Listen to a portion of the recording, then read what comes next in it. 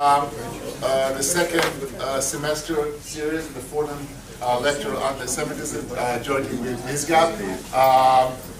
Professor Joel Weinberg from the law school over there with a beautiful tie, and I are hosting ISGAP. This evening, the speaker is Edwin Black, and the director of ISGAP, Dr. Small, will, by the way, he's got a beautiful scarf, not Joel's. It's kind of more Canadian style. Charles will be introducing, come guys, come. We've been waiting for you. I mean, you're running late. It's 6 o'clock. All right, Charles, are you shooting? Yeah. So, Ron Benatar and Joel Rushberg, thank you. They're the hosts at Fordham of the ISGAP seminar series. Donald Beldach's just walking in. He's the co-chair of the ISGAP Board of Trustees. Good evening. Nice to see you. So welcome everybody. We're on a tight schedule, so I'm going to be brief.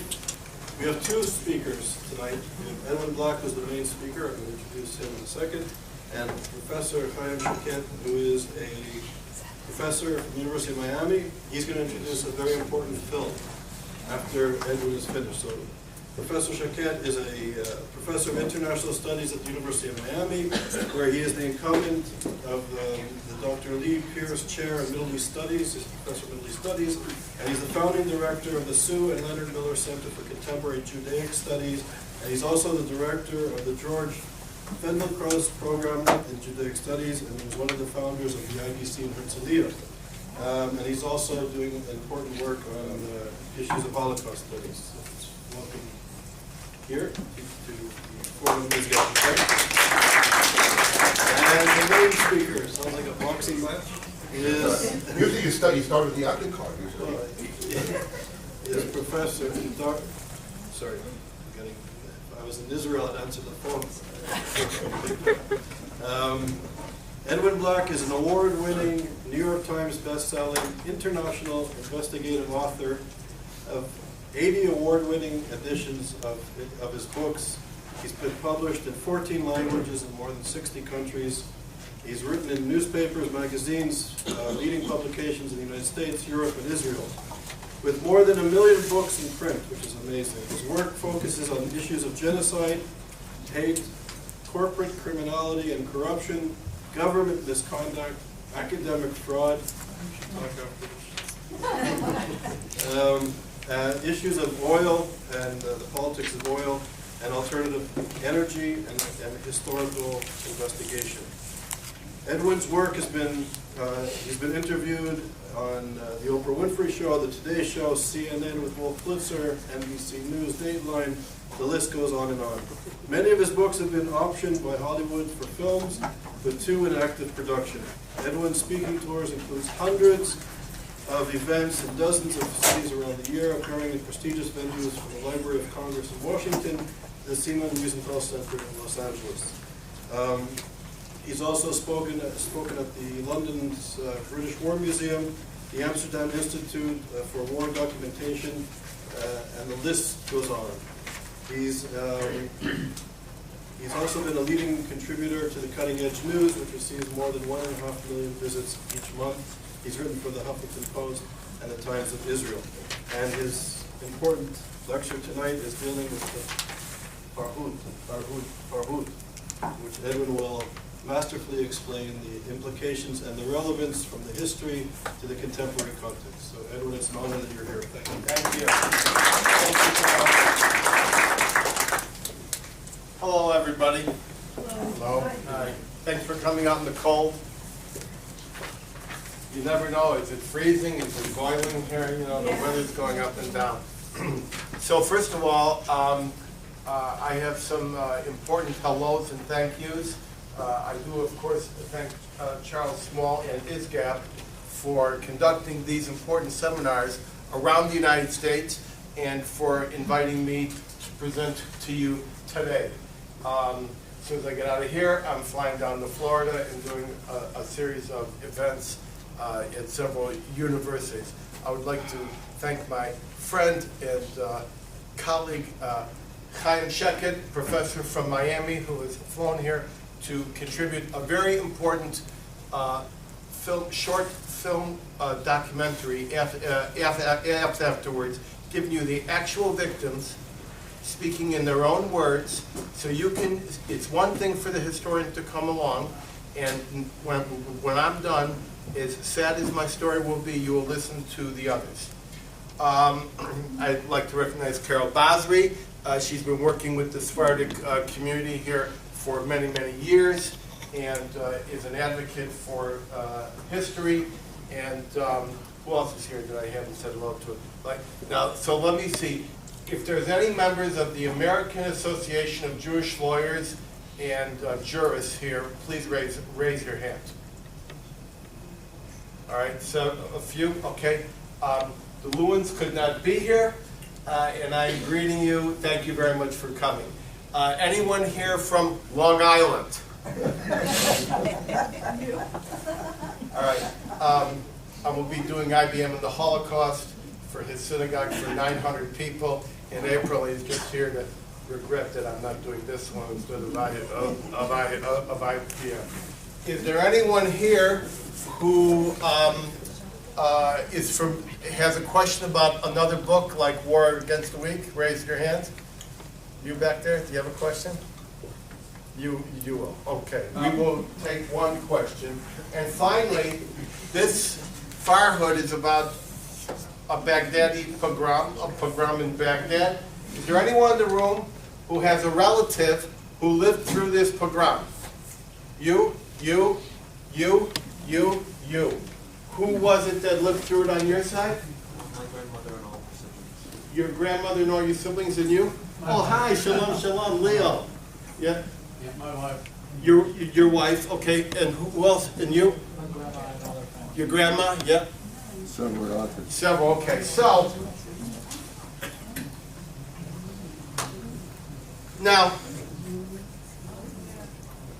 there's something inside of every one of you that brought you to come tonight to find, and that is that you have a burning desire to know what happened. You may also have a desire to know why this has been put onto the margins of Holocaust discussion, and why we haven't heard of this before, and why we have to gather here under the baton of this gentleman instead of having this story blared out. And the reason is that certain Holocaust museums, whose name I will not identify, no matter how large they are, believe that the Holocaust, by definition, is the attempt to destroy European Jewry. So they're saying that Hitler's war against the Jews had a little red line here, and it didn't include Tunisia, and it didn't include Morocco, and it didn't include Syria, and it didn't include Iraq and Iran, and all of these other places. But we know that Hitler wanted to kill all of the Jews. So I came along, and I'm of course not Sephardic. My parents are survivors from Poland, but this is why I have done my work, and this is what has brought us together. Now, can everybody hear me? Okay.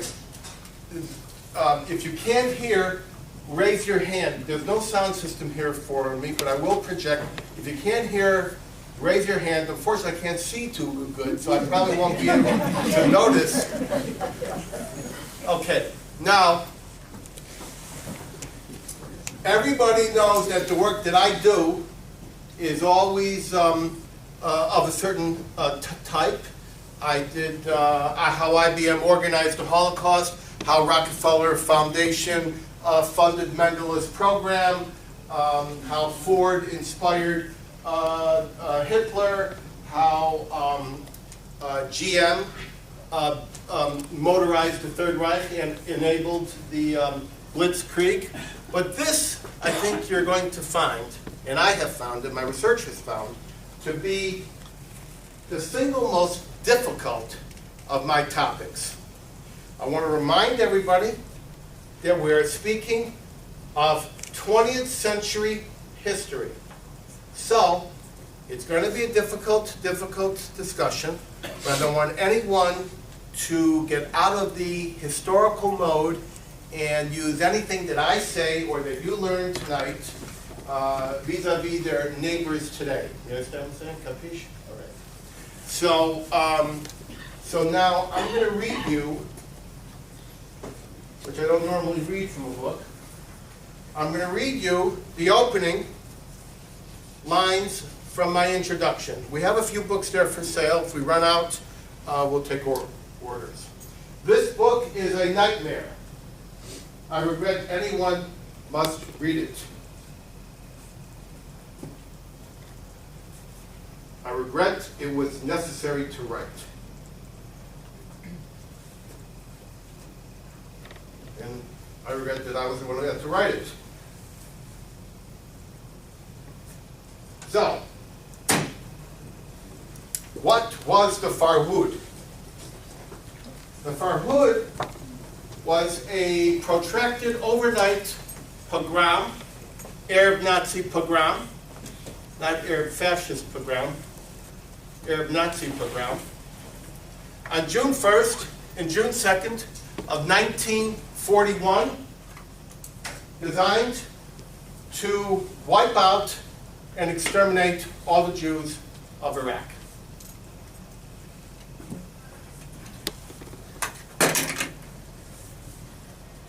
The purpose of my book and my research was not just to document the bloodshed, because others have documented the bloodshed in many cases.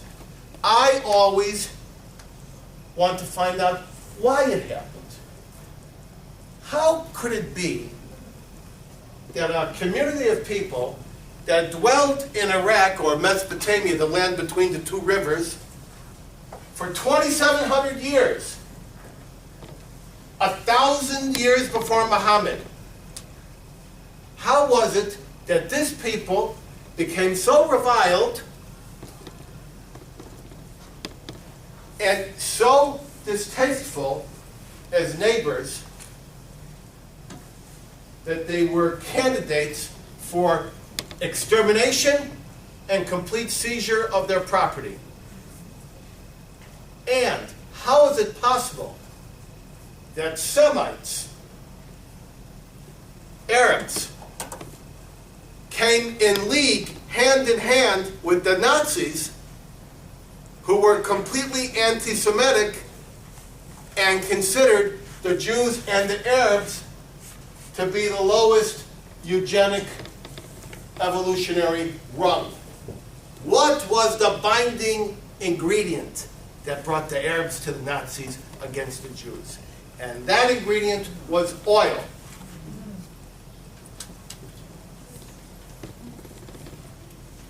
Hitler wanted it, the Arabs had it.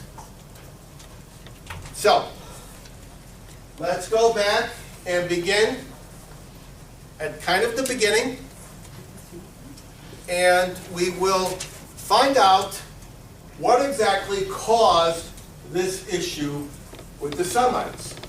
Now, does everybody in the room know what a Semite is? Anybody here know what a Semite is? All right, a Semite is a descendant. Noah had 3 sons. One of them was Shem.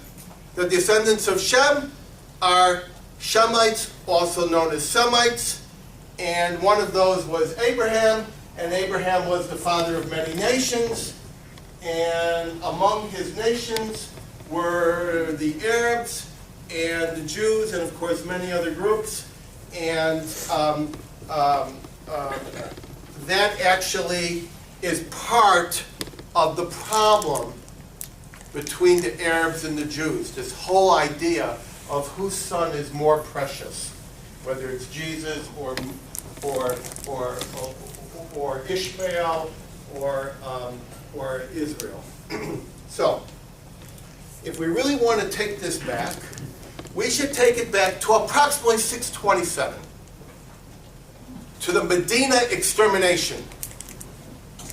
Now, the Medina extermination is not one that they will teach you about, but everyone here has heard of Mecca and Medina. But what you don't know is that Medina was originally a thriving city with a thriving Jewish population.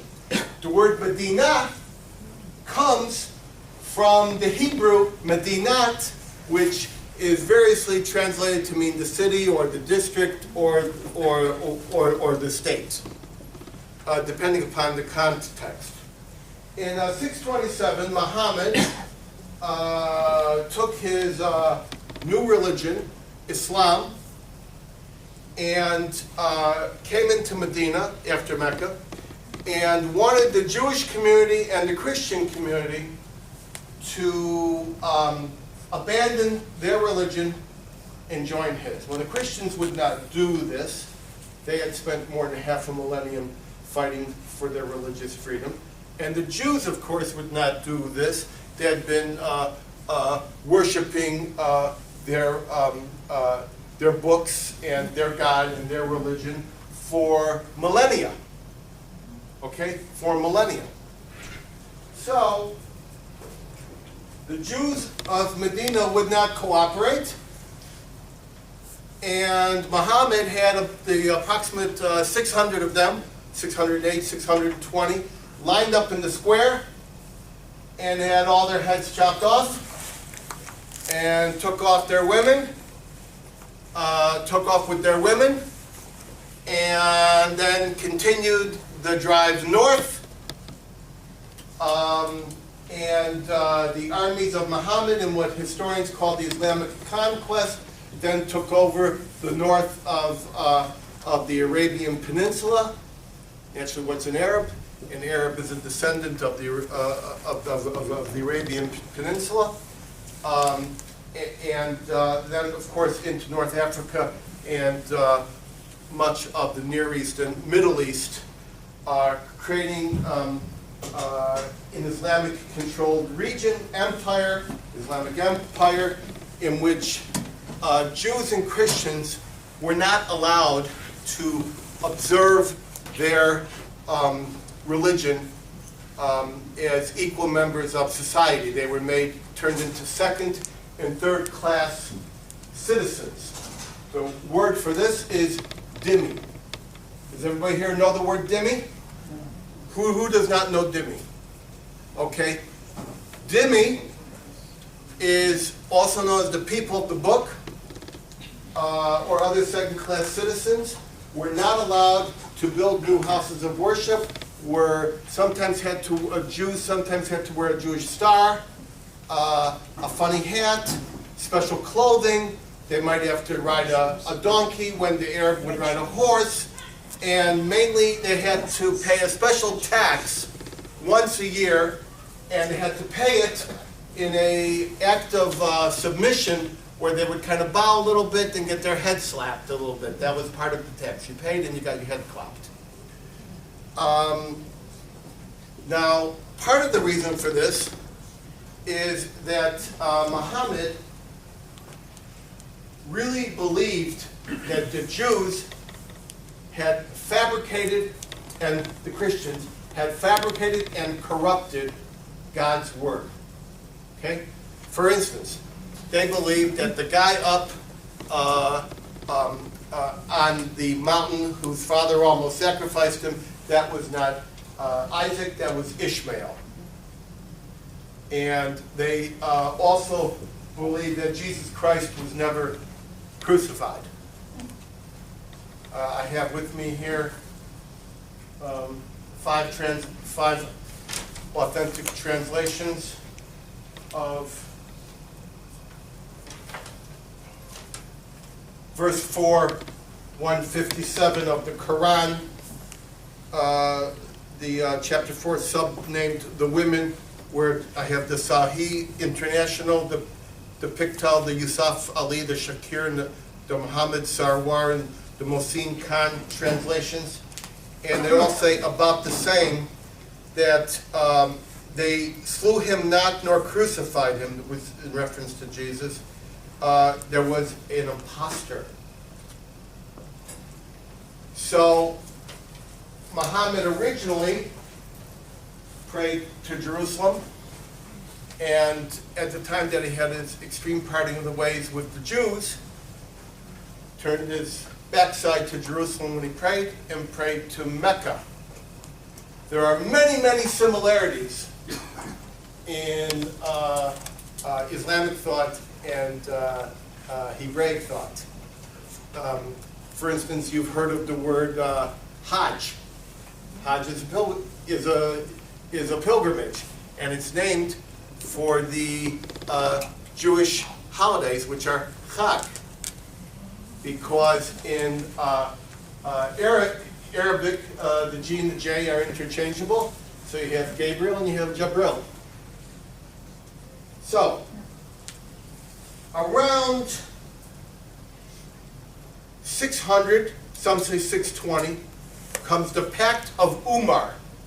And this is the time, really, that I should have said, it is the codification of the notion of Jews and Christians as dhimmis, meaning second-class citizens who don't have the same rights, who are considered to be vile, who sometimes must wear stars and funny outfits and things of that nature.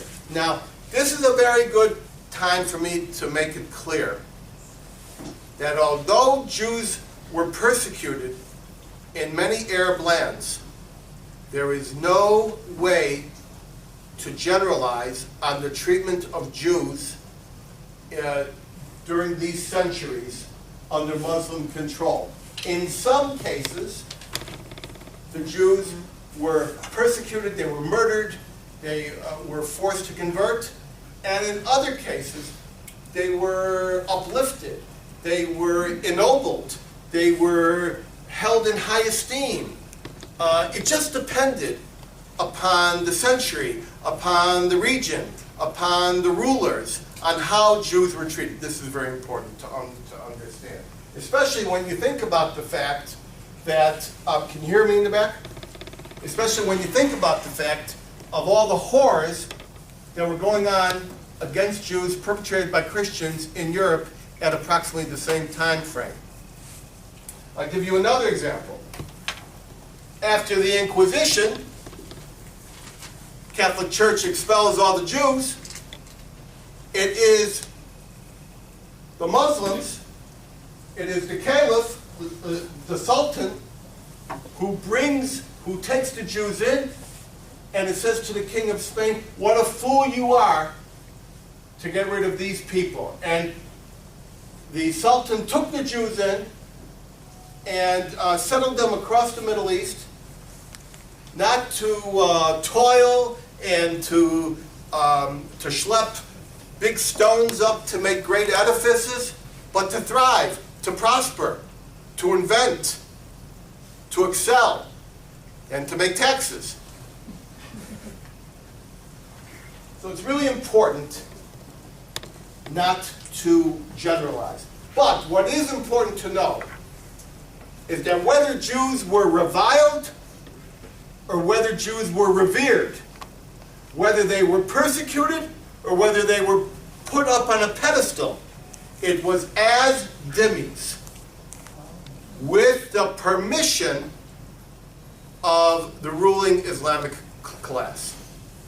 Now, we need to move up several centuries, and we need to get into Zionism, the advent of Zionism. Anyone in the room, besides all my friends, know what the definition of Zionism is? Let's go to the students. I know Haim knows. Do you know what the definition of Zionism is? No, mystical Judaism is Kabbalah, which means reception, which is why the place in the hotel that you check in is the same as the religious theory. Anybody else know what you know? Yeah, the right for Jews to establish a homeland. That's part of it, the right of Jews to establish a homeland. Who else knows something about Zionism? One of the students. Anybody? Okay, Zionism is one thing. Jewish nationalism. That's it. Now, at the end of the 19th century, there was a move amongst many peoples to self-determine their own destiny and to shirk off the shackles of ecclesiastic, monarchical, and dynastic regimes. Sometimes these people identified themselves by a region, between the valley between the two mountains, and sometimes by a religion, and sometimes by a language. Whatever it was that gave them an identity, they had this urge to achieve self-determination. So you have the Armenians, you have the Hungarians, you have the Greeks, in many ways you have the Japanese, and they all have one goal in mind, which is to achieve independence and self-determination. Amongst these many peoples were the Jews and the Arabs, approximately a decade and a half later, but the Jews had that. Now, many of you have heard the falsity that the real problem with the Jews in Palestine amongst their Arab brethren was the advent of the State of Israel. That's false. 1948. Or the presence of Zionism, or the involvement of Zionism. That's false. To the best of my knowledge, there never was a day of peace between Jews and their Muslim neighbors in Palestine, going all the way back. There were, of course, times when there was more or less violence, more or less friction. But true peace between the Muslims and the Jews never obtained in Palestine. Let me give you an example. In approximately 1895 to 1898,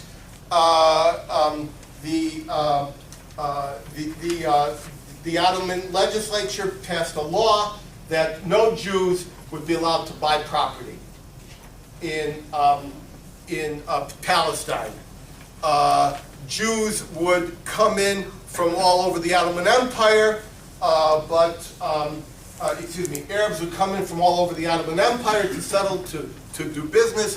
But when 50,000 Yemenite Jews tried to come up for religious purposes, that caused a problem. The Sultan himself wrote a letter to President Rutherford B. Hayes, offering Palestine as a destination for tourism. Everybody, all of the Americans are invited to visit Palestine, except Jews. That was in the 19th century. Now, I don't want you to think that none of the Jews were welcome in Palestine. It's true, in general they were not. But in many cases they were. I'll give you a perfect example. Once again, to avoid your drawing generalizations and generalities. The Hashishibi family, for example, in Palestine, welcomed the Jews and welcomed them as neighbors. They were tolerant. Of course, it didn't hurt that the Jews paid an extra 3-4 times the value for the property. So there was important families that did live in peace with the Jews. But usually, those who wanted to be neighborly and make peace were shouted down, beat down, and put off to the side so that the voices of peace could not prevail. Now let's move into the Balfour Declaration period. At a point in time, during World War I, the Balfour Declaration was issued by the British saying that amongst those who could go back to their home, that the British Crown would look with favor on a Jewish homeland that would, of course, the whole spirit of which was that the Arabs would also make a homeland. You've all heard of the Balfour Declaration, right? But did you know that the Germans, during the war, had a similar declaration? And did you know the French had such a declaration? And did you know that Woodrow Wilson had such a declaration? Meaning the man behind self-determination. international law. And did you know that even the Turkish pashas in the Talat Declaration reversed their long-standing policy and echoed the concept of the Balfour Declaration as an official document and said, yes, Jews are welcome to settle in this land. Of course, it was a matter of return. There were always Jews in Palestine, but many of these Jews were completely non-industrial Jews. They were there for worship. They didn't work. They got paid to be and to be holy and all that stuff. The Zionist ethic brought industrial Jews, enterprising Jews, to build the Jewish homeland.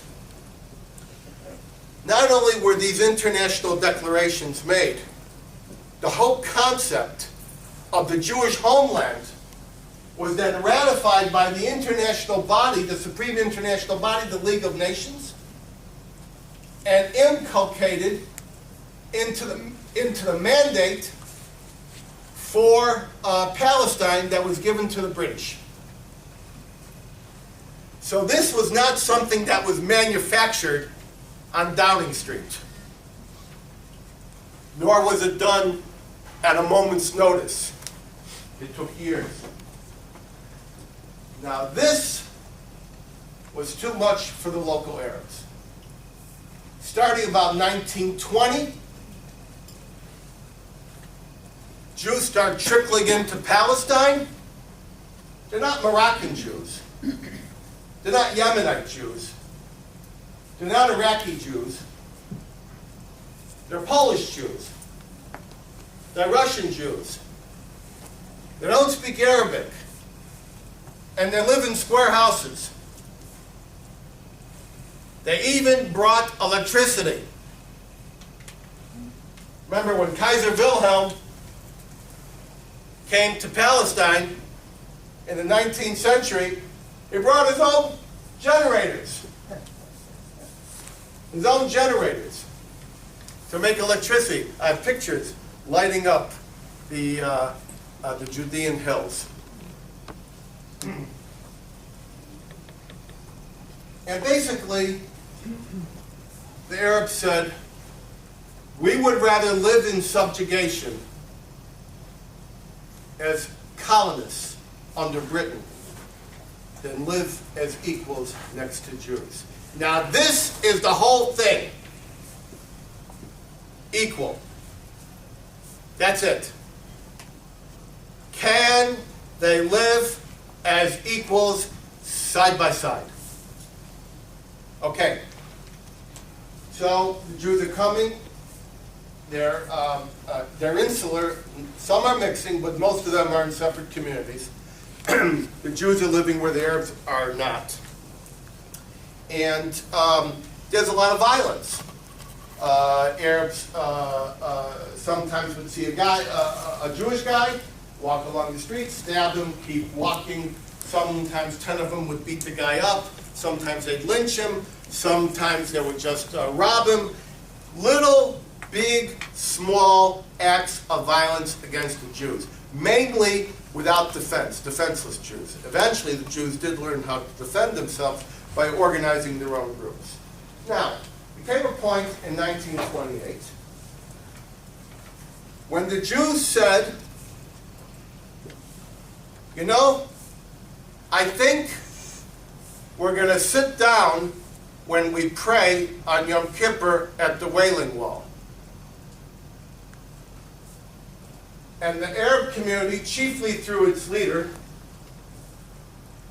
Husseini, the Mufti of Jerusalem, actually he's the Grand Mufti of Jerusalem. Now, does anyone know who made Husseini the Mufti of Jerusalem? It was the British. The High Commissioner declared him to be the Mufti of Jerusalem so that he could keep the peace while they were busy trying to get the oil out of Iraq and run a pipeline down to Haifa. And just to make him a little more mufti, they made him even muftier. They made him the Grand Mufti. This is a designation. You have to remember something. You heard the King of Jordan?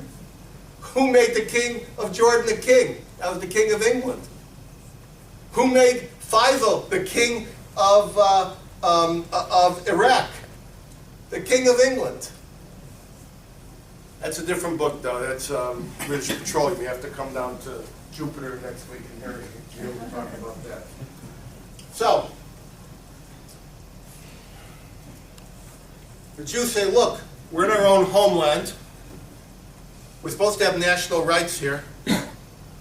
If we can't sit down and pray like equals, what's going on?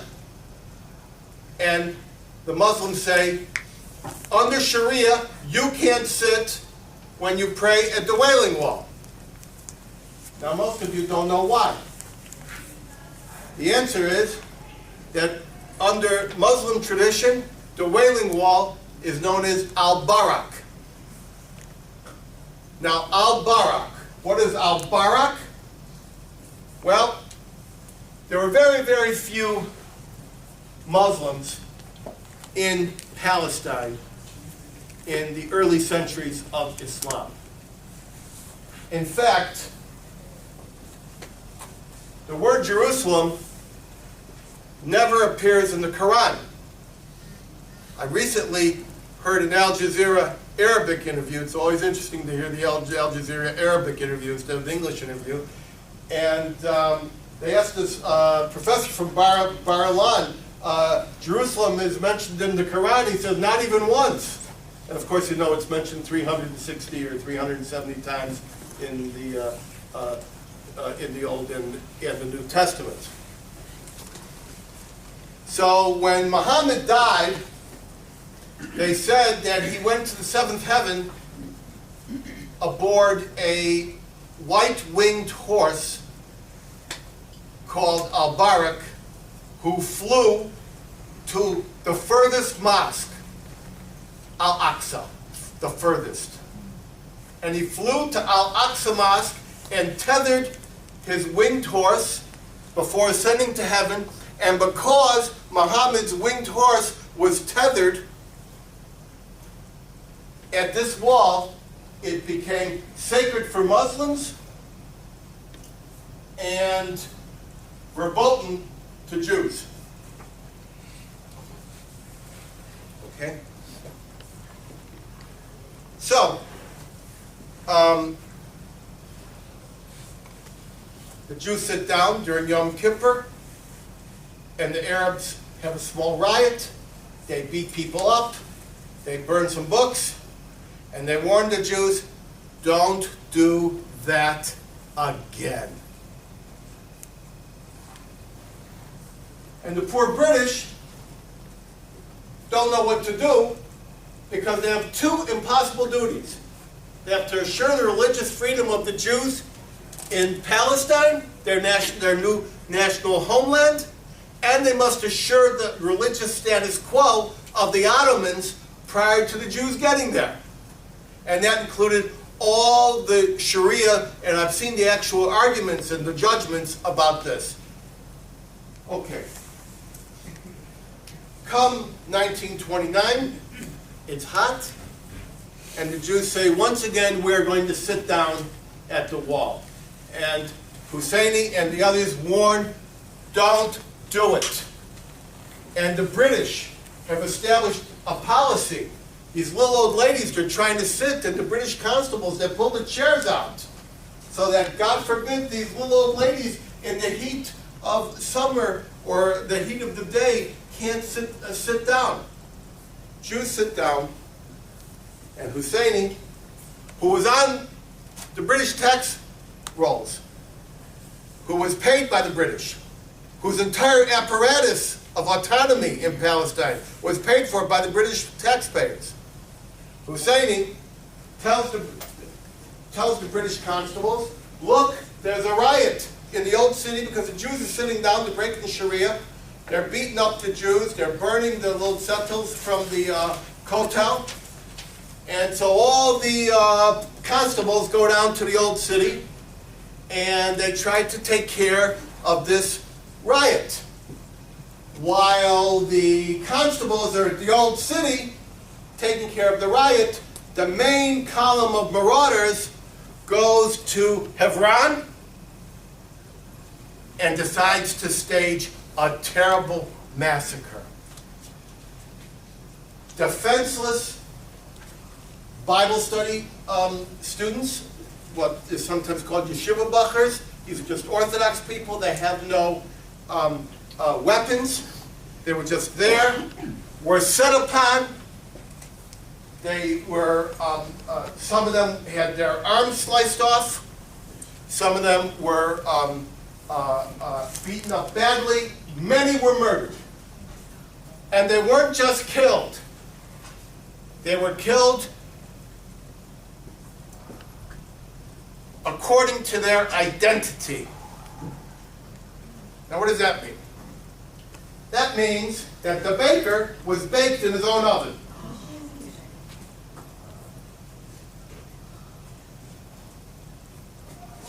The traveler was crucified on a door. The scholar had his head cut open and they played with his cranium, with his brain like a football. Babies were cut in half, and it would have been much worse had not righteous Muslim neighbors put a stop to some of it, interposing themselves between the killers and the innocents. Eventually, the Brits. What year is this? 1929. No State of Israel. 1929. The Brits bring out the machine gun, the aerial machine gun units. They machine gun the marauders. They cut them down. They bring down a tank column, armored column from, I believe it was Iraq or Jordan, I forget which kind, would know. And they restore peace. And the headlines are all saying just this. How much time do I have left? I got a few more decades. Okay. I'll have to make it fast now.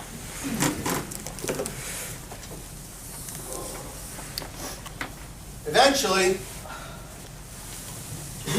it becomes clear, because I have to abridge myself, that these two communities cannot live together.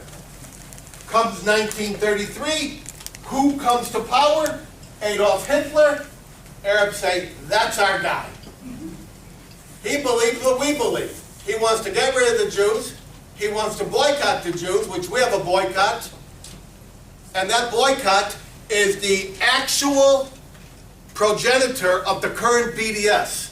The current boycott, divestment, and sanction movement originates with the Nazis and the Mufti of Jerusalem. That was the beginning of it. And now it goes on to campuses as though it is something new that happened yesterday. Hitler wants to make them wear stars. All this makes sense to us.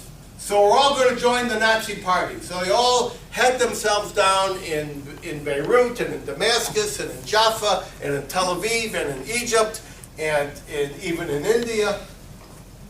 And they say, we want to German consulates and embassies say, we want to join the Nazi party. The Foreign Office says, you can't join the Nazi party. You're not our Yids, and worse than that, you're Semites.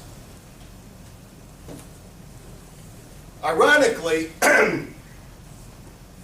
the Germans, through an agreement called the Transfer Agreement, which I wrote another book about, made an arrangement by which the Jews could escape from Germany and go into Palestine, trading merchandise for money so they could leave with a pittance of their money. So the Germans were actually putting the Jews into Palestine, and the Arabs thought that the Germans were actually the savior to their problem.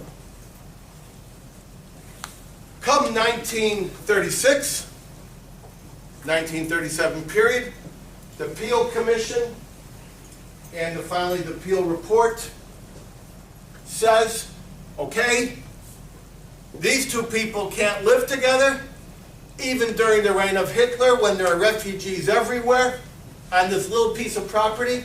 So I think we're going to make 2 states for 2 people. You ever heard of the 2-state solution? That's it. And the Arabs say, never will we accept independence and statehood if it means living next to Jews who have equality. In fact, I'm going to read you something, even if Charles tries to stop me because we're out of time. All right, good. Don't do it. Now I'm going to read you something here. Ready for this?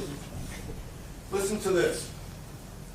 Our hatred for the Jews dates from God's condemnation of them for their persecution and rejection of Jesus Christ, and their subsequent rejection later of his chosen prophet, Muhammad. Verily, the word of God teaches us, and we implicitly believe this, for a Muslim to kill a Jew ensures him an immediate entry into heaven and into the august presence of God Almighty. What more then can a Muslim want in this hard world? Now, who wrote those little words? Was that a shopkeeper in the old city talking to his buddy? That was the king of Saudi Arabia in an official 90-minute protest to the Foreign Office. That document is actually from the British archives. More recently, Mohammed Morsi repeated that. Morsi repeated that. Now, why do I bring up some of these things like the Medina extermination? And why do I bring up these remarks? Is it because I'm looking for something negative? I assure you, you will find very negative incidents in every religion and in every holy book.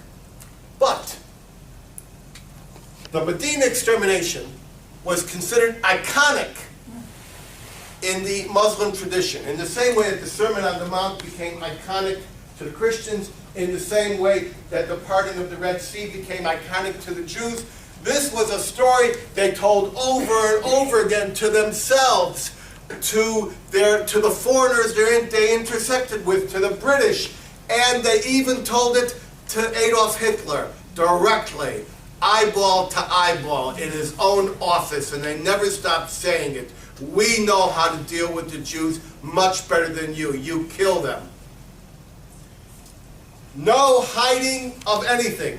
No code words. All open radio broadcasts. All open posters where they would say, in heaven, Allah is your master. But on earth, your master is Adolf Hitler. Okay, so 1937, the Mufti is involved in the assassination of one of the high officials, the British officials in the Galilee. The Brits have had enough of this guy. They move to arrest him. He flees in the night dressed as a woman. You always flee dressed as women.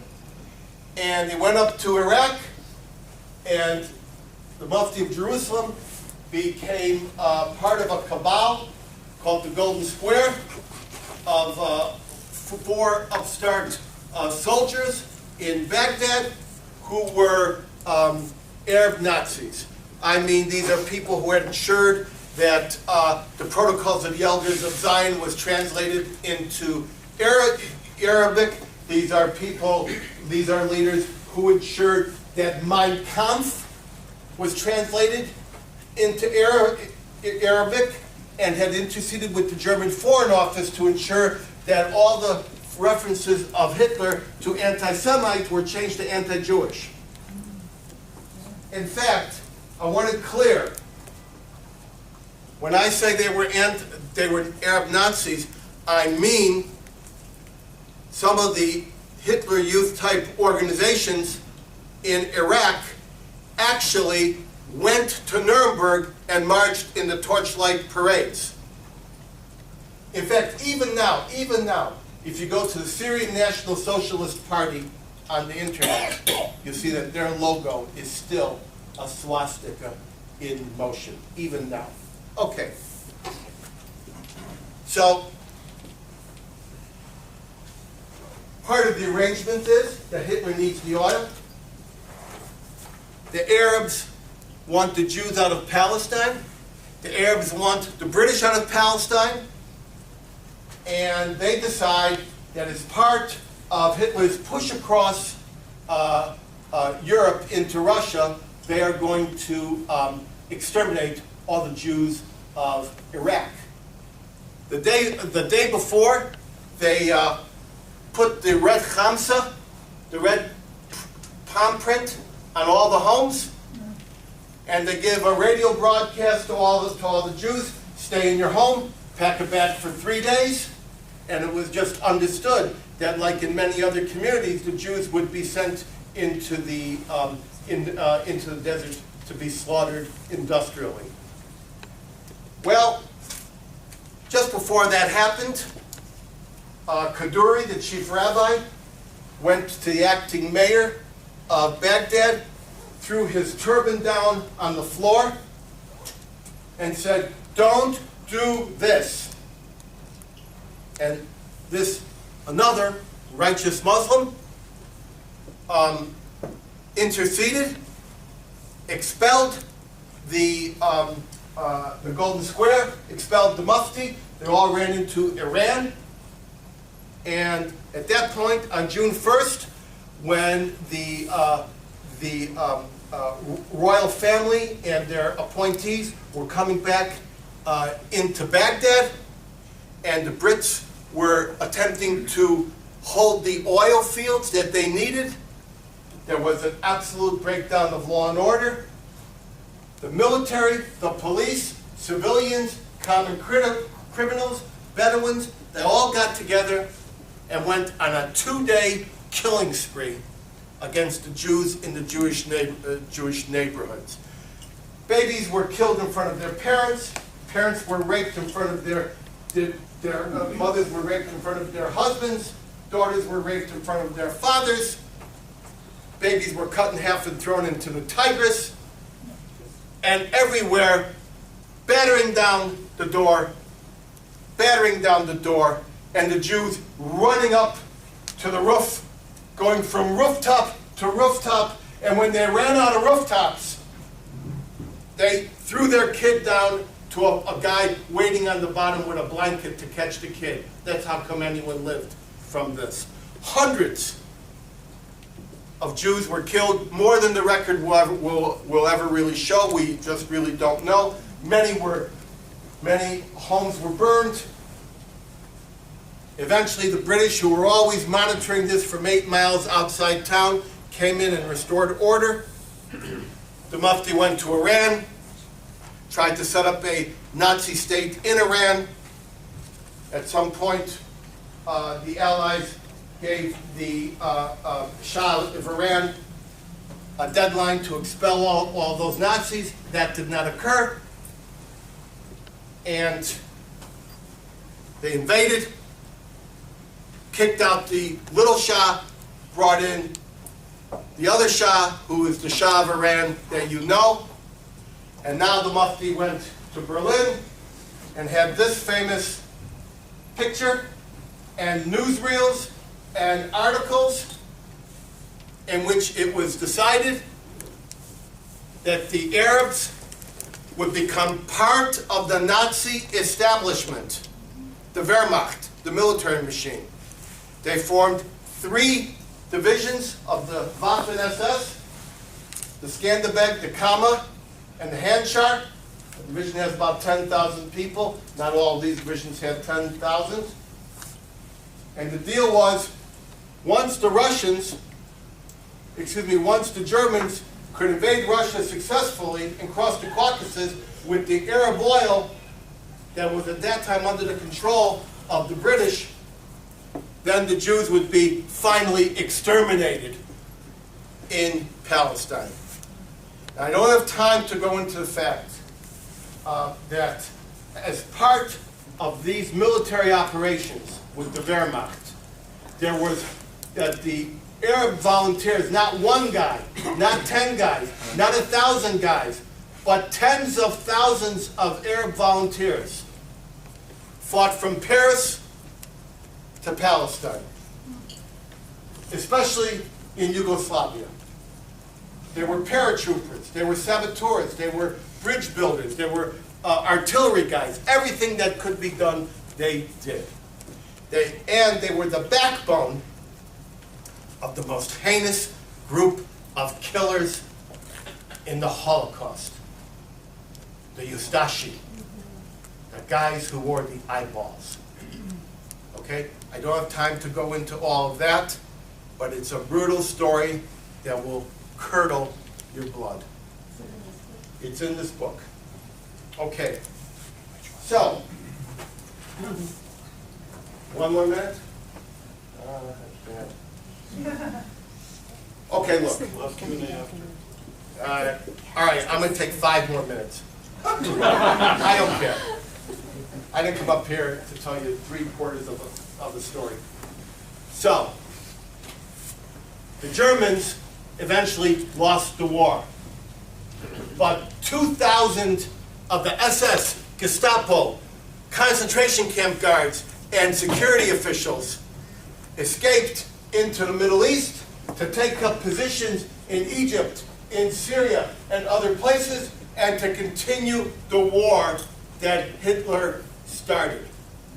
And in fact, they expelled, in the Eichmann style of complete confiscation of assets, approximately 800,000 Jews from Egypt, from Morocco, from Iraq, from other Arab countries into Israel, attempting to create a demographic bomb. Israel attempted to take all these people in, working with a secret airline company called Air Alaska. That's how they got their start. And then comes the 20th century, the end of the 20th century, which was built by the days after the war of World War II. Now I'm going to give you an idea here. Hitler was the most popular name after Muhammad in the Arab world. The field marshal of the Egyptians right now is a guy called Mohammed Tantawi. He was until he lost his job. Mohammed Tantawi's got 2 brothers, Mussolini and Hitler.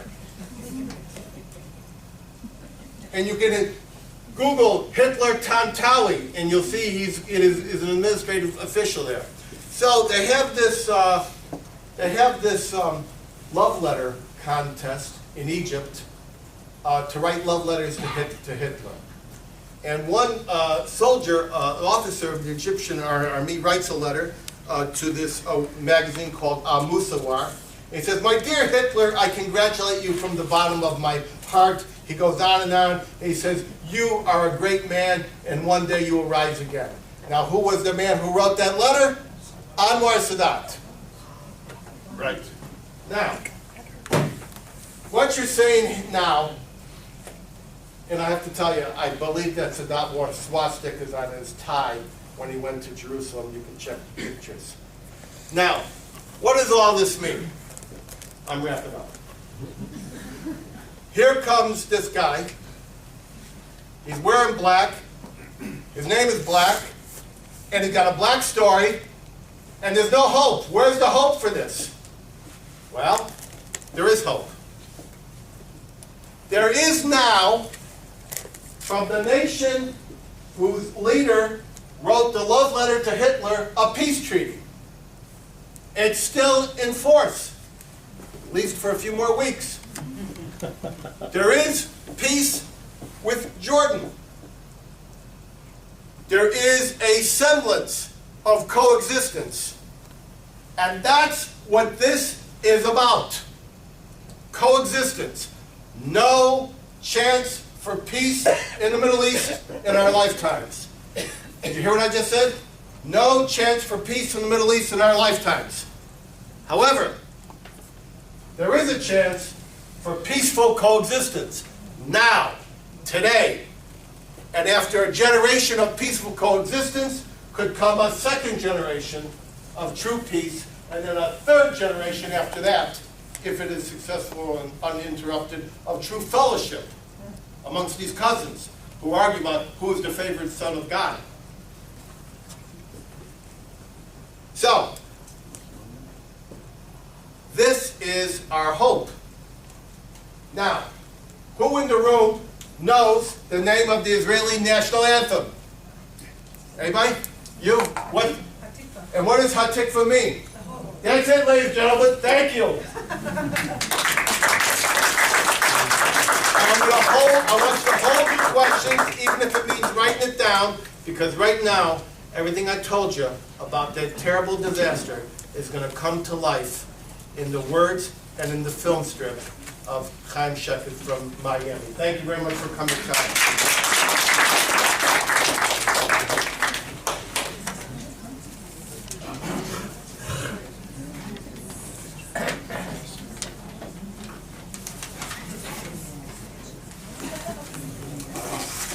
Good evening. One should never appear on the stage with a talented kid, with a talented dog, or appear after Edwin Black. I'd like to join Edwin in thanking Fordham University for hosting this event, Charles from ISGAP for organizing this and other events, and Edwin for sharing the stage tonight, or the podium tonight with me. I know that Charles is very nervous about keeping the time. So Charles, all I can do is quote to you what Henry VIII said to his third wife. Don't worry, dear, it's going to be brief. I want to make 3 points. Point number 1 goes back to a comment, an oblique comment that Edwin made in the beginning of his presentation about the Holocaust Museum. I am a tenured professor, so I can't afford to be very blunt. When the Holocaust Museum in Washington was being planned by a gentleman called Shaked Weinberg, who had planned before that and ran before that the famous Diaspora Museum in Tel Aviv, which is now called the Museum of the Jewish People, and created an innovative museum to the extent that he was then invited to Washington to plan the Holocaust Museum in Washington. He invited me one day to see a very long maquette that took up a whole room of what the museum was going to look like.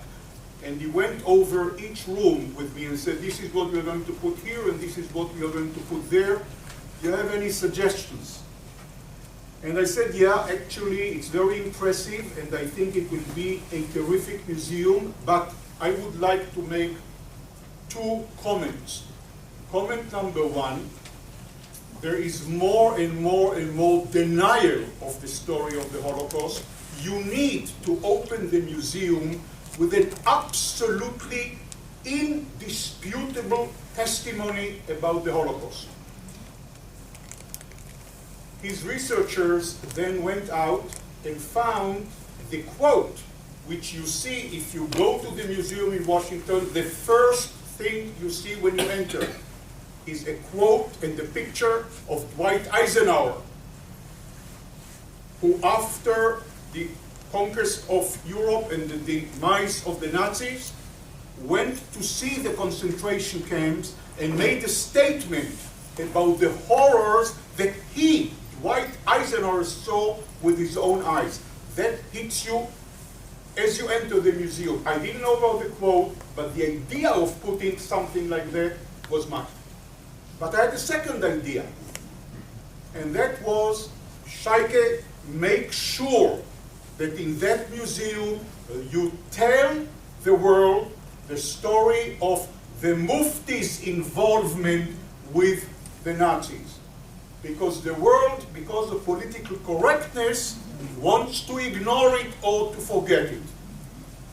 Last time I went to the museum a few years ago, that story had not yet been told for political correctness and political reasons. The only place where this story has been told in full is the book, The Farhud, by Edwin Black. And I really think that it's time that that museum would put up a traveling exhibition like the very excellent traveling exhibition that they've put up so far, to go all over the country and to tell this story that everyone is trying to sweep under the carpet. So I'm very grateful to Edwin for writing this book and for Charles for hosting an event about this book. People should know the story. That's my first comment. My second comment is about the documentary which you are going to see. It's a 30-minute long documentary which was done in Israel by a good friend of mine. His name is Halutzi, Yitzhak Halutzi. He wrote the story, he interviewed the people, and this is essentially a story by survivors of this Farhud, telling from their own experience, about their own experiences as they were children. By now, they are elderly. Some of them have already passed away. And it's really, really an important documentary. It was broadcast in Israel by Israeli television. It's an important documentary because the Farhud was a seminal event in the history of the Babylonian Jewish community, a community, as Edwin mentioned correctly, that lived there for 2,600 years. Until the Farhud, they all believed that they were good Iraqis, that they were part of Iraq, that they were part of the country, part of the culture, part of the economy, part of the business, that nothing could ever touch them. The German Jews thought the same way, and I think there are Jewish communities elsewhere today who think the same way, that nothing can ever touch them. The only place where nothing can ever touch you because you're Jewish today happens to be Israel. So you'll see for yourself and then you'll judge. It's really an important documentary, and I'm very pleased for the opportunity to show it tonight. My third and last comment, told you it would be brief. There's an epilogue to this story.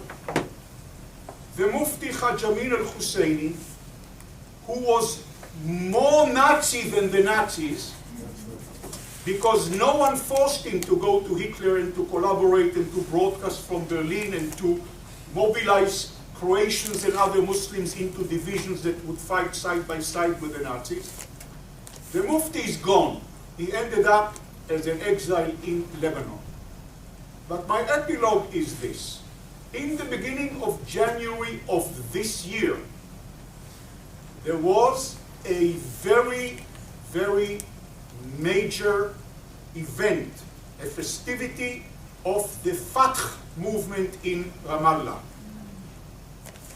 And chairman of the Fatah and the PLO, Abu Mazen, who, for your information, is Dr. Abu Mazen, because he did his doctorate in Moscow on the denial of the Holocaust, not refuting the Holocaust, not refuting the denial, but about how the Holocaust is a hoax. Dr. Abu Mazen made a speech in Ramallah, 5 minutes from Jerusalem, from Jewish Jerusalem, on a very festive occasion. And what was the centerpiece of his speech? How great the Mufti Jamil al-Husseini was, how he should be emulated, how he should be a role model for the youth of Palestine. Enough said. The rest is in the documentary. I was great.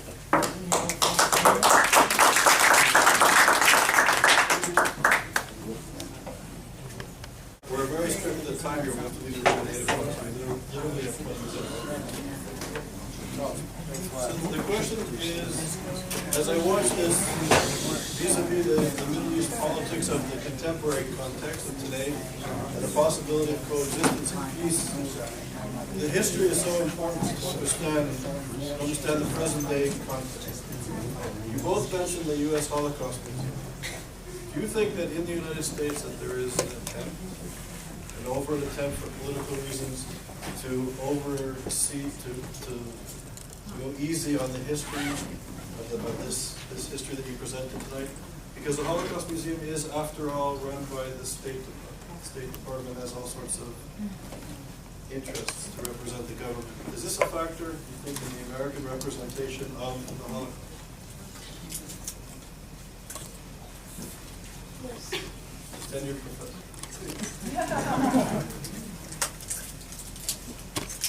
Yeah, you don't get rich, but you have free speech. I don't want to talk about the American government, but I'll address your question with regard to American universities. Unfortunately,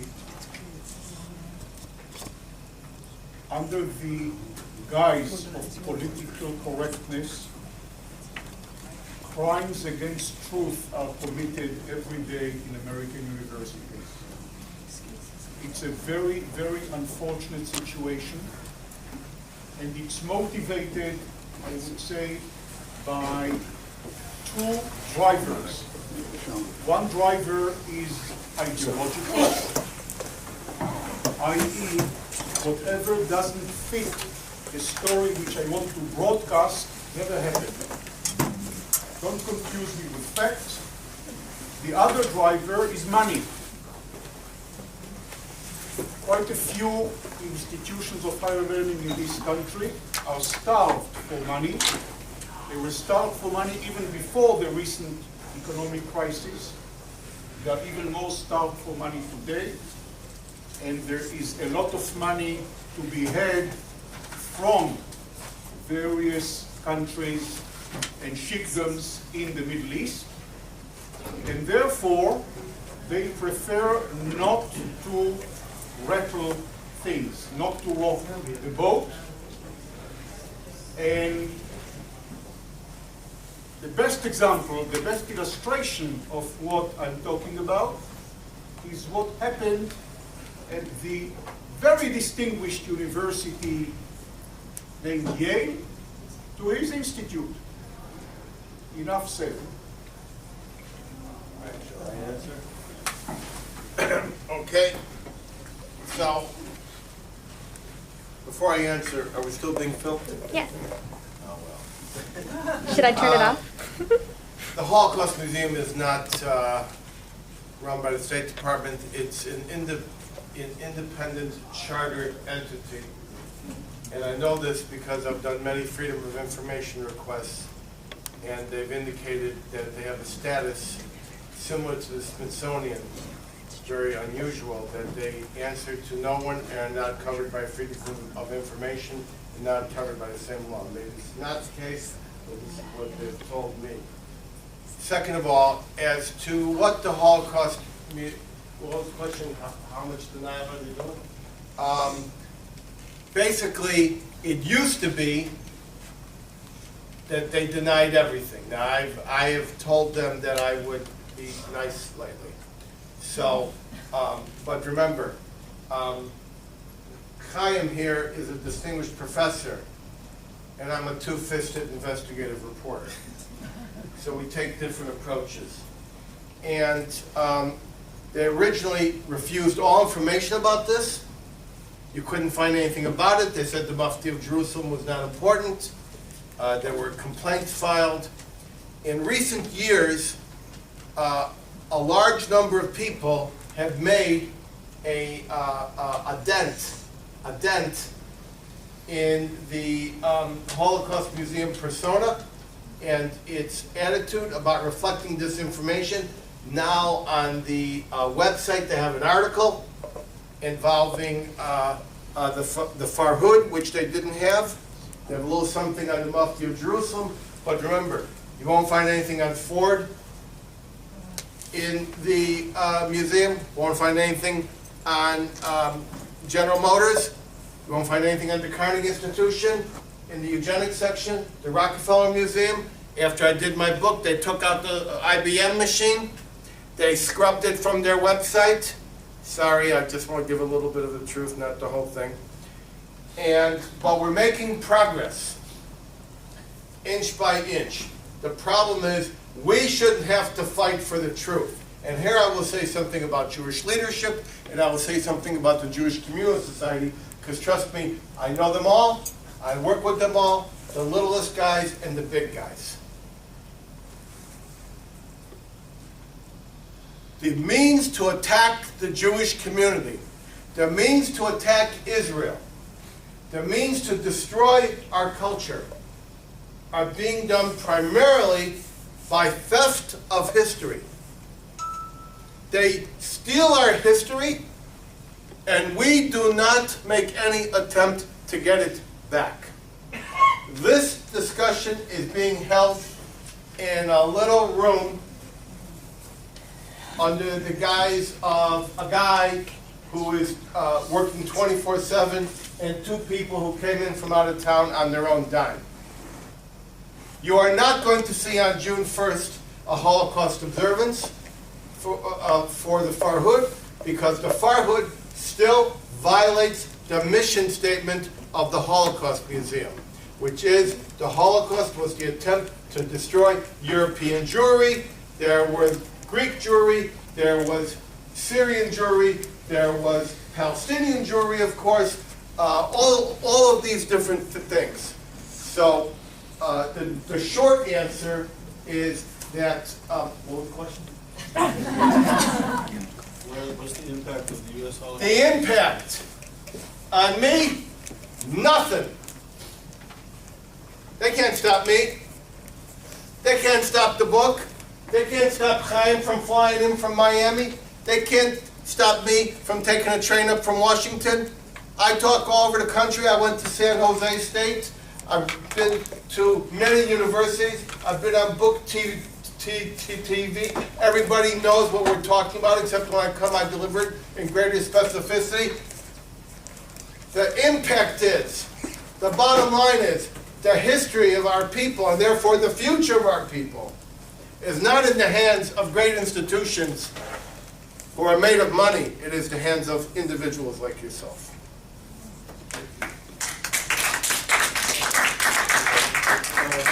Let me get to a fundamental question which you are sort of alluding to. There's a great deal of demonization of Israel and Jews on college campuses across this country and across the world.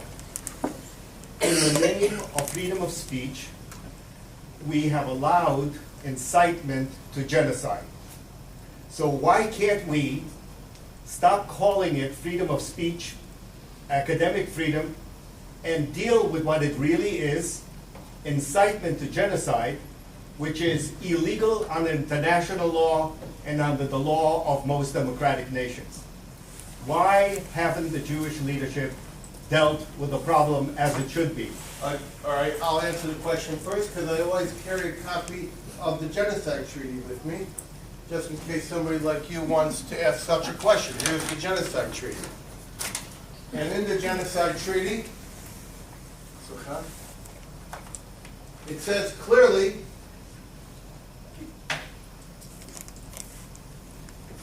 this is the Genocide Treaty that you have, this is genocide under international law. Now,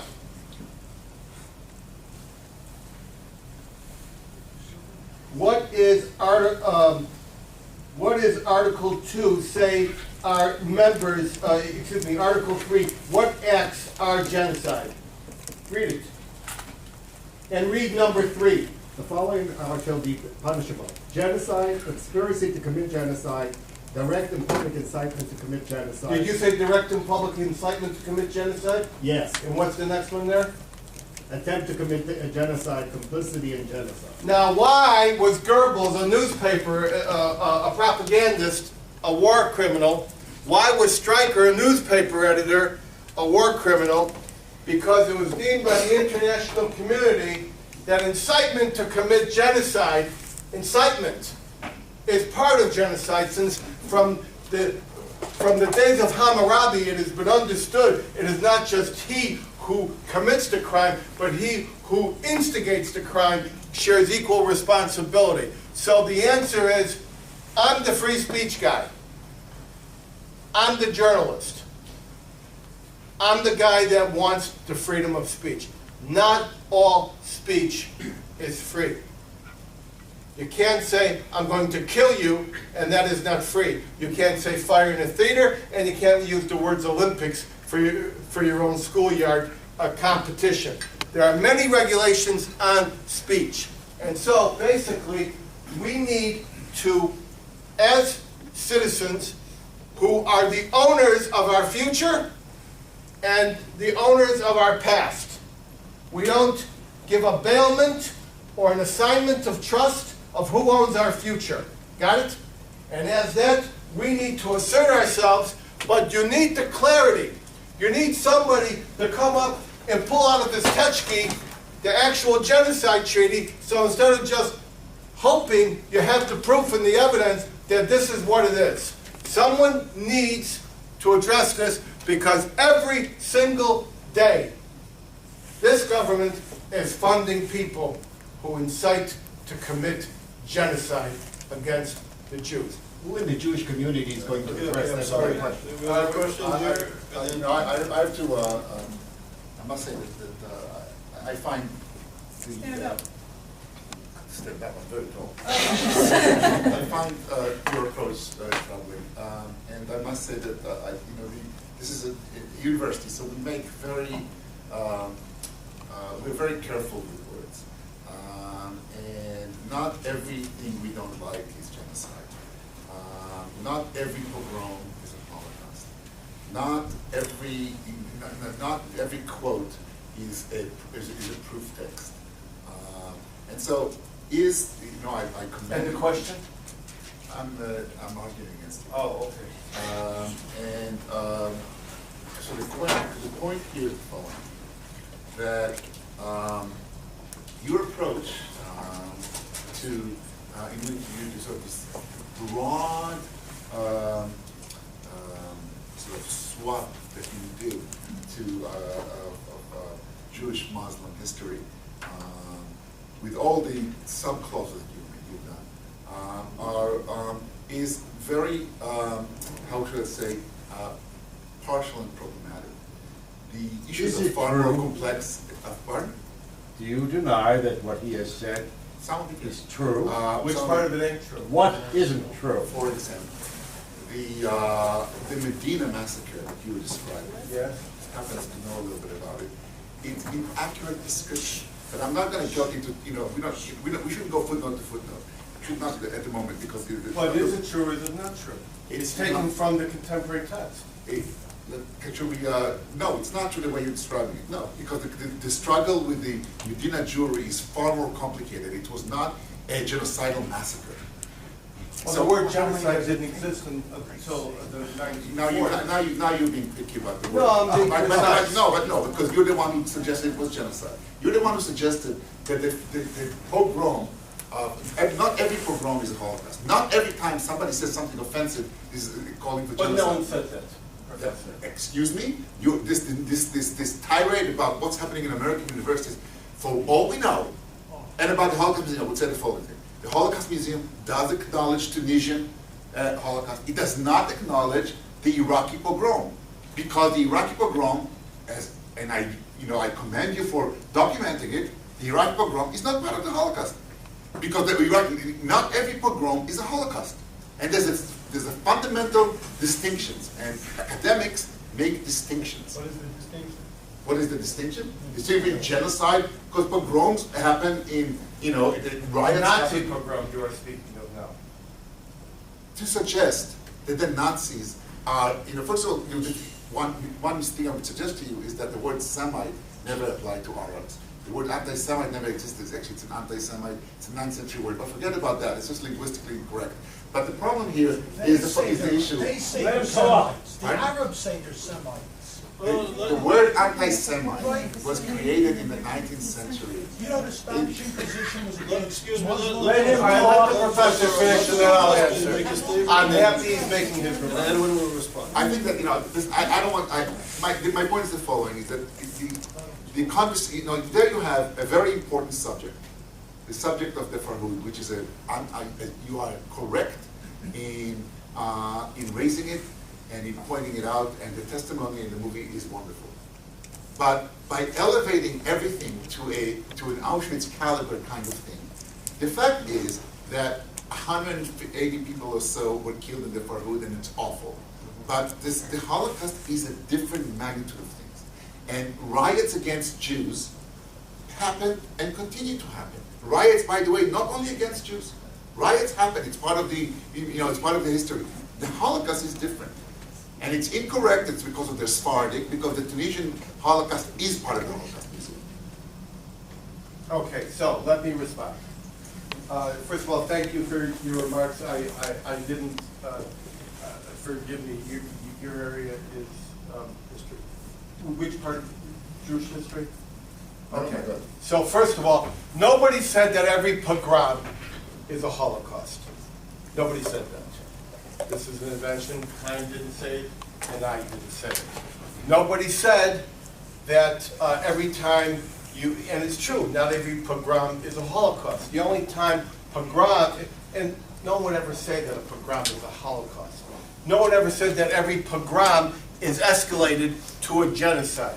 However, when the purpose of the riot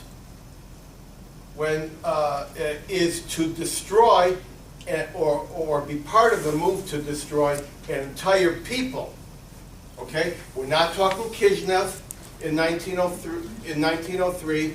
We're not talking about pogroms, which is the word that he used.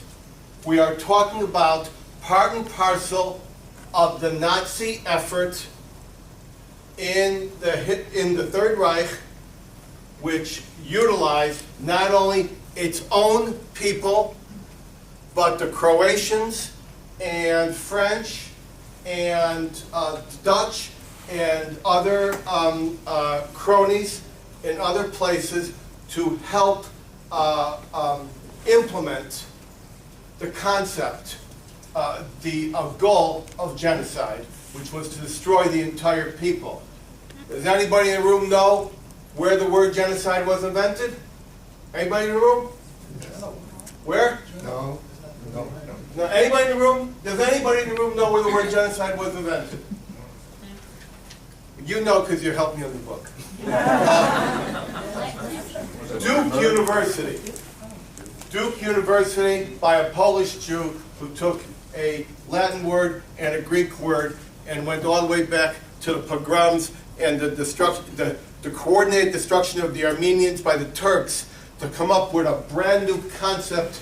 Lebkin was the man's name, to define a deliberate attempt not to commit ethnic violence. That's a pogrom. But a deliberate attempt to wipe out an entire people. And genocide is accomplished not only by the actual killing of people. That is only one form. Genocide under the treaty and under the concept of genocide, which I've studied, is also caused by causing serious bodily or mental harm to the members of the group. Article 2, sub B. Severely inflicting on the group conditions of life calculated to bring about its physical destruction, meaning ghettoization, forced starvation, etc. D, another area I'm expert in that I've written a book on, imposing measures intended to prevent births within the group. Sterilization, the goal of the Carnegie Institution and the Rockefeller Foundation, mass sterilization, of which there were 60,000 Americans sterilized in the United States as part of this activity, and that continued for decades, and forcibly transferring children of the group to another group. That is genocide, and anyone can find it. It's not just a knife. So, it isn't that I say that every bad remark, every piece of hate is genocide. Never said it, don't believe it. Don't believe it if you hear someone say it. But I will say this. I've studied genocide before the word was even used, against the Armenians, against the Indians, against the Gypsies, against the hillbillies in Appalachia, and many other groups. And I can tell you, all genocides that I have studied, including the Nazi genocide, had their roots and fermentations in academia. That is what I want you to know. Not everything is sacrosanct in academia. There have to be some borders. Freedom of academia is not also freedom to advocate group killing, killing of the group, not killing of the, not normal hate, in group, out group. I'm over here, I don't like those guys over there because they're Jewish, etc., etc. Remember, prior to Henry Ford, there was no international Jewish conspiracy. All Jews were killed merely because of in-group, out-group. Herzl understood this when he said, our presence makes them kill us. If we just leave, they're not going to kill us. And people like the King of Spain said, just get the hell out, and that's fine. They didn't have the necessity to kill. They just wanted to get rid of these people. So I hope I've answered the question that no one ever said a pogrom was genocide, especially since all the Tsarist pogroms. No one ever said that hate speech is genocide, and no one said that every pogrom is a Holocaust. What I don't want to have done is anyone to think that they can take my words and twist them into a pretzel, things I never said and would not say. I'm very careful about what I say. My stuff is vetted very carefully, and I hope I've explained why I have come across not only with the facts, but the nuance to show that some people tried to get along, but other forces could not. Remember, we talked about the Turks in World War II, the French in World War II, the Germans in World War II, the Italians in World War II, the Croatians in World War II. It's okay to also talk about some other ethnic groups. Thank you very, very much. Islamic history. My teacher was Professor Bernard Lewis. I don't think there is anyone alive, or anyone that was alive in the past 200 years, that is more knowledgeable and more meticulous about Islamic and Middle Eastern history than Bernard Lewis is. And he, quote unquote, ordained me as a doctor. So maybe I know what I'm talking about.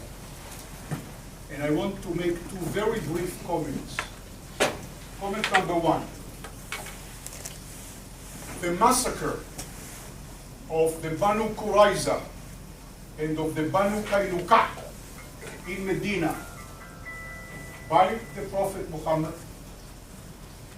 the breakdown of the Treaty of Hudaybiyah by the Prophet Muhammad are still iconic notions in the minds and in the speeches and in the written statements of all people in the Islamic world who believe that Jews should be dhimmis. And I'm willing to stake my professional academic reputation on what I just said. And you can stick my professional reputation. It's not for nothing that the 1973 war by Egypt against Israel was named Operation Badr.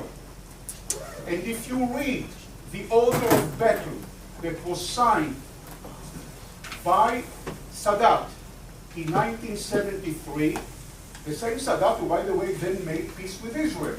But if you read the order of battle that was signed by Sadat in 1973 in Arabic, it is replete with quotes from the life of Muhammad to justify the 1973 jihad against Israel.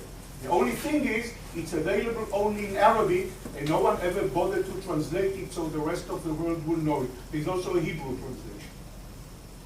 Second point, and very briefly. I didn't hear Edwin, and I certainly didn't say that the Farhud is the Holocaust, or Auschwitz, or anything like that. But let it be absolutely clear, the Farhud was part and parcel of the Nazi deployment of their forces during the Second World War. It was instigated by Haj Amir al-Husseini, the Mufti. You don't have to believe me. After the Farhud was over, the Iraqi government appointed a commission of inquiry that studied the issue and published, I think, a 70 or 80-page report. It's available in Arabic. There is an official English translation, which I provided to Edwin when I heard that he was working on the Farhud. And they enumerate, chapter and verse, the involvement of Fritz Grober, the Nazi consul in Baghdad, the involvement of the newspaper that he bought, the Arabic newspaper that he bought and that serialized Mein Kampf, the involvement of the Futua, which was a fascist youth movement modeled on the Hitler Jugend, and all other involvement of the Nazi sympathizers, chief of which was Rashid Ali al-Kailani, who was the head of the 4 officers that was known as the Golden Square, that tried to topple the what they considered the pro-British government and create a pro-Nazi government in Iraq. And anyone who claimed that the Farhud was not part and parcel of the Nazi attempt to take over the Middle East, which, by the way, was a very sophisticated attempt, would fail an exam in Middle Eastern history if I administer it.